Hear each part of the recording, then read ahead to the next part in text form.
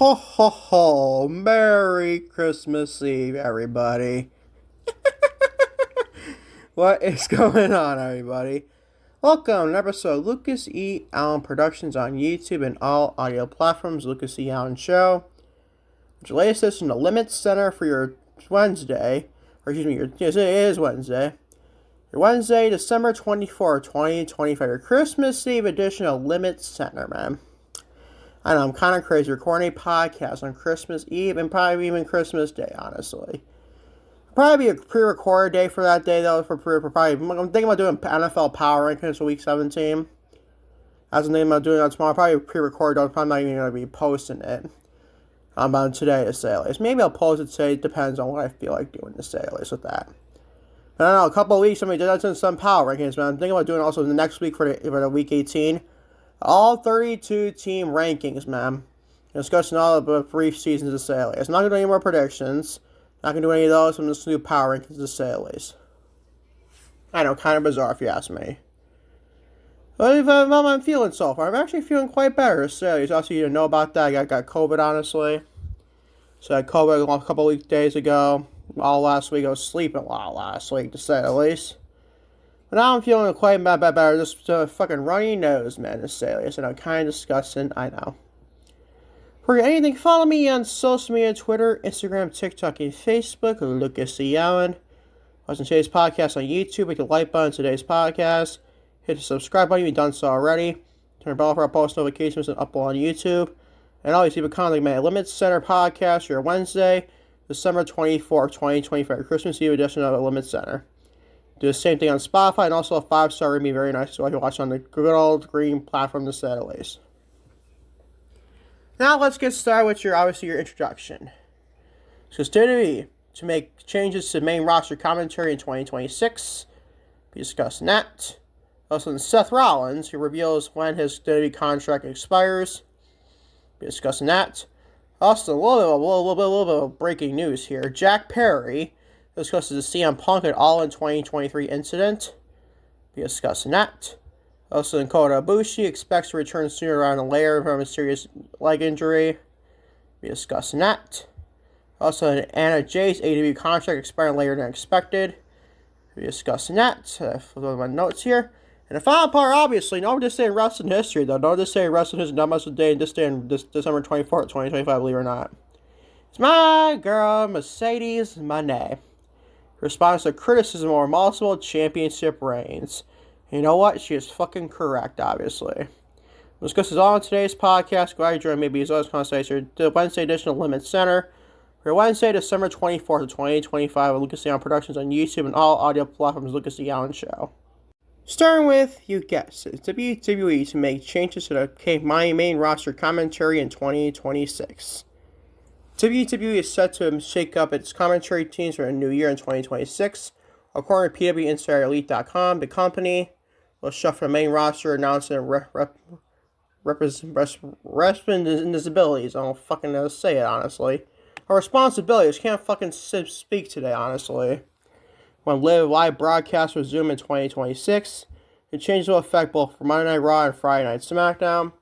Starting with the Raw episode on January 5th of 2026, the broadcast team will consist of Michael Cole and Corey Graves. This episode will be the third to takes place in Barclays Center in Brooklyn, New York, and serves as a Netflix Raw anniversary show, marking 1 year since the flagship program moved to the streaming service.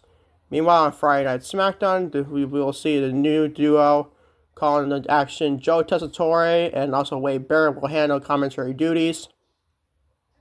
Starting with the January 2nd, 2026 episode, this show will also mark SmackDown's return to a 3-hour format, a change previously implemented as well, sadly, honestly. Probably more expected with this. You probably see this a lot more often, especially when Joe Tessitore goes back to, obviously, college football.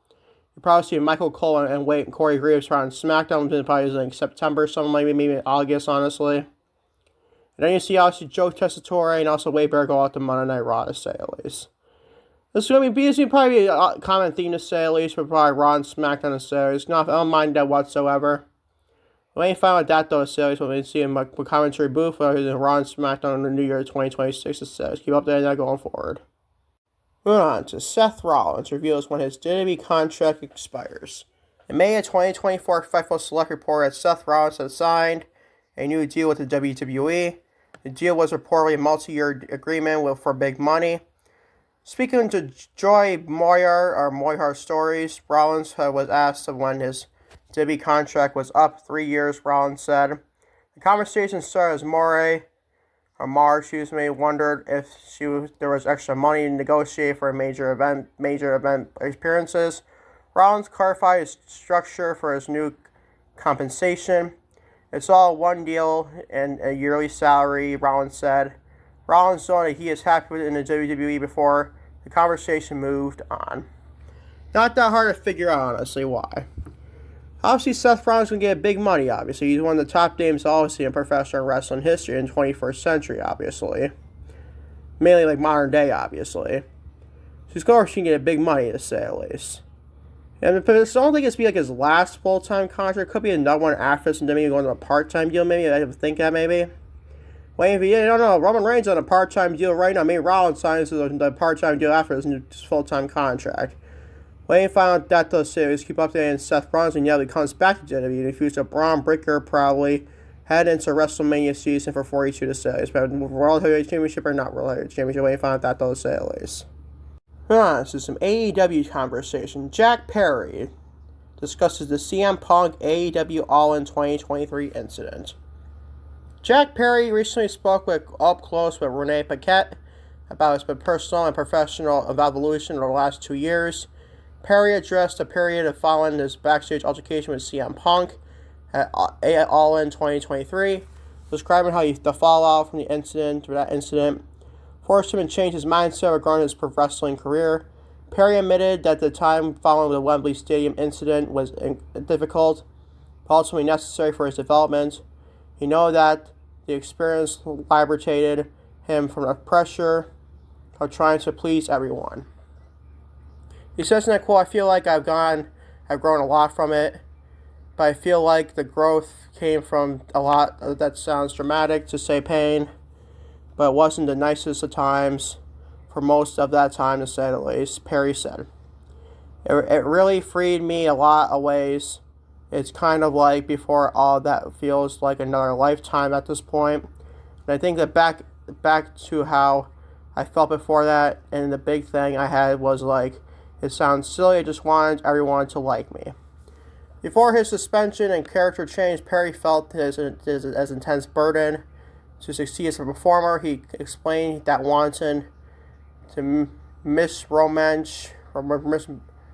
moments, can't fucking speak today, his career and maintained a perfect image made the public criticism even harder to handle. He says in a quote, I was new to being on TV. This was my dream job since I was a little kid. I wanted to do it perfectly, and I wanted everyone to like me. It's not something I worry about too much in my real life, but this was different, Perry stated. I wanted to micromanage it and make it perfect, so then when I come up short of that, it was disappointing. And coming up short, anything sucks, but doing it in such a public way, and then there are millions of people telling you are a piece of shit or whatever, it's hard.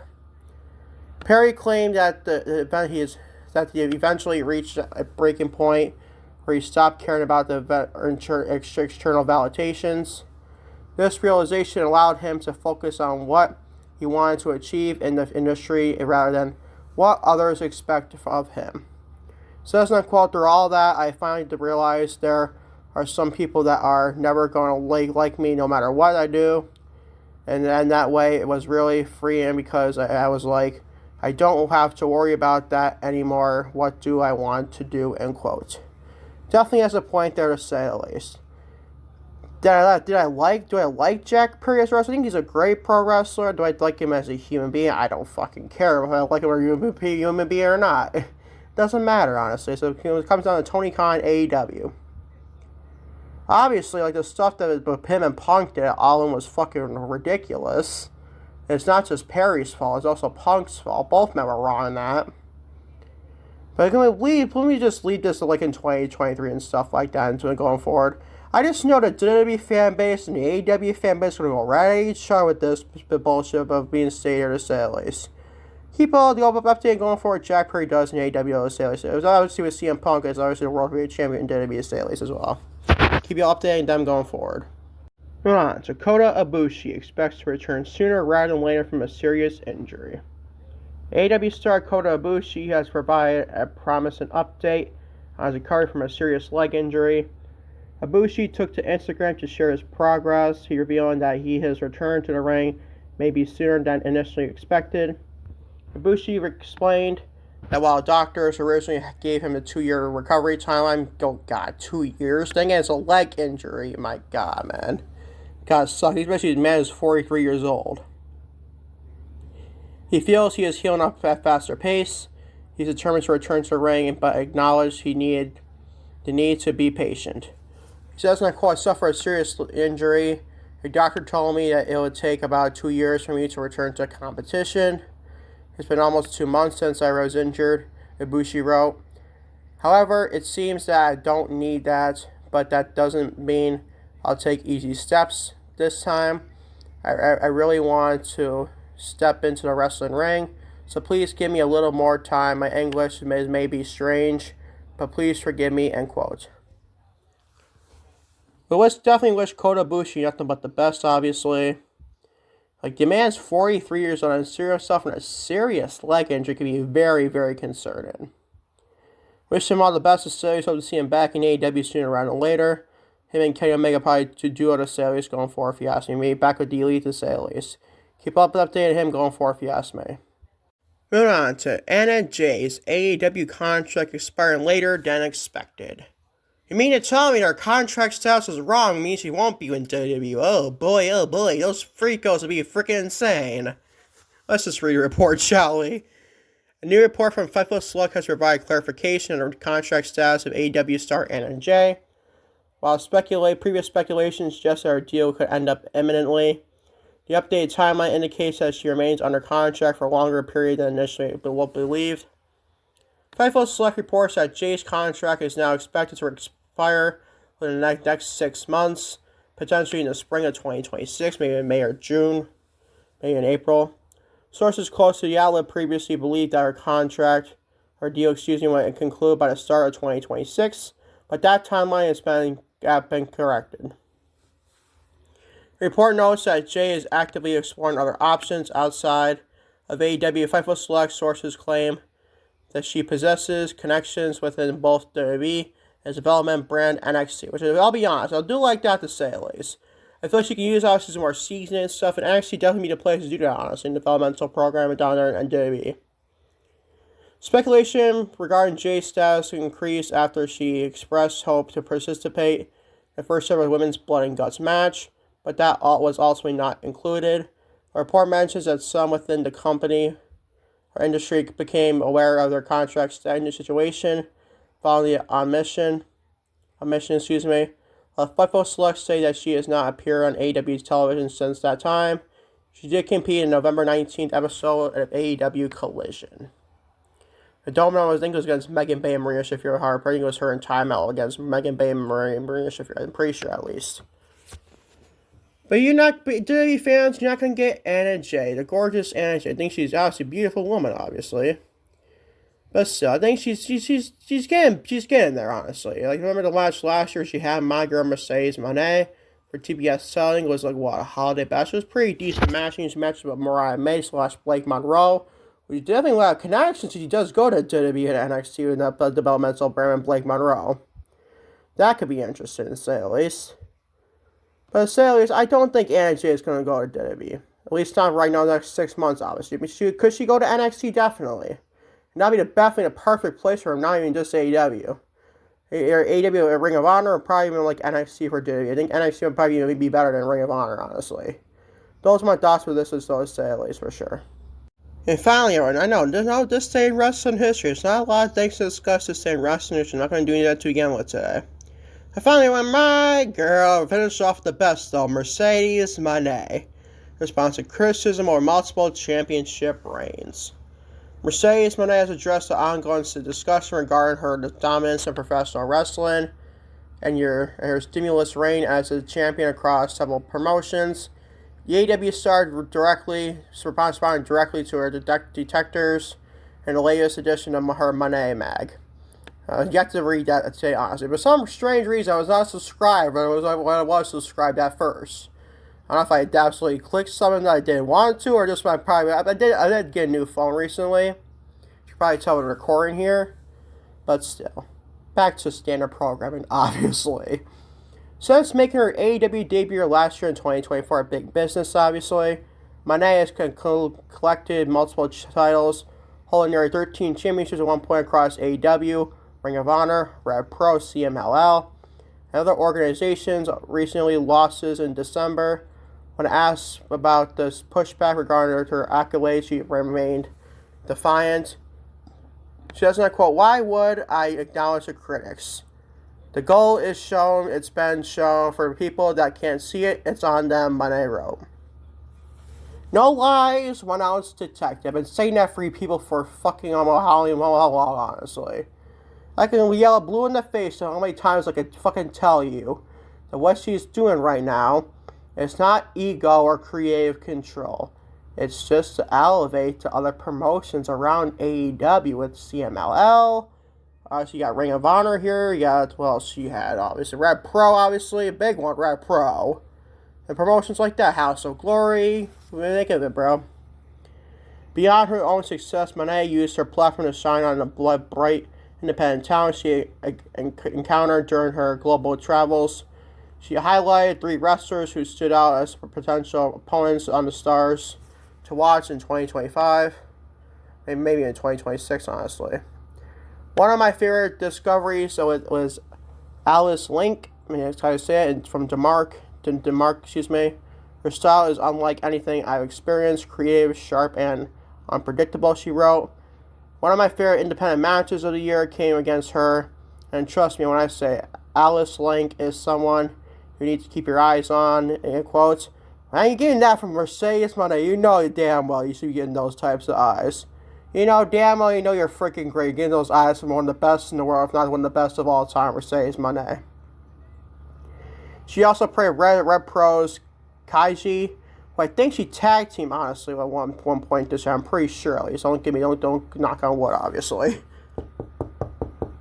Compare her technical ability to one of the world's best.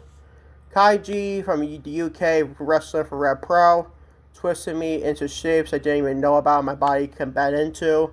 She probably calls herself the female Zack Sabre Jr. Okay, interesting there, say at least. And for good reason, wrestling her felt like a high-level chess match, one I can't wait to play again. Finally, Mone singled out Scottish wrestler Emerson Jane. I think he took a title from this woman, honestly, Emerson Jane, emphasizing her despectively intense style. She doesn't quote, "Then there's Emerson Jane from Scotland. Don't let appearances fool you. Her intensity, agility, and fortitude were unreal. She represented her country with pride, holding the Discovery Pro Championship for over 1,000 days. But as a CEO of women's wrestling, I study my opponents like there's no other, and I always find a way to win," end quote. I tried to trigger the E-drones online for them to say at least. Good for Mercedes, man. The stuff she said here was freaking great. I didn't even have to read a Mone bag. I'm going to read it hopefully later, but I'm a big fan of Mercedes. You know, it's my favorite pro wrestler in the world right now. Probably even all the time. It might take a lot of flack for it, but guess what? Fuck you, bitches. I'm giving you a middle finger right now behind the camera, obviously. Or phone, you get the point, obviously.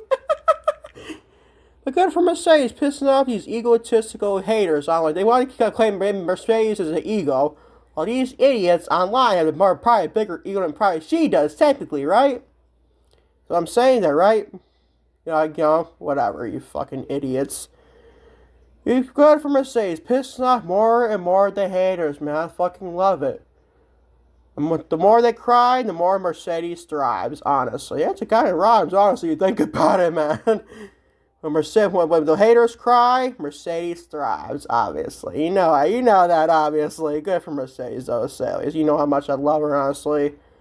She's doing great things in AEW and CML and all the independent wrestling promotions. Says, continue doing your thing, my glorious CEO.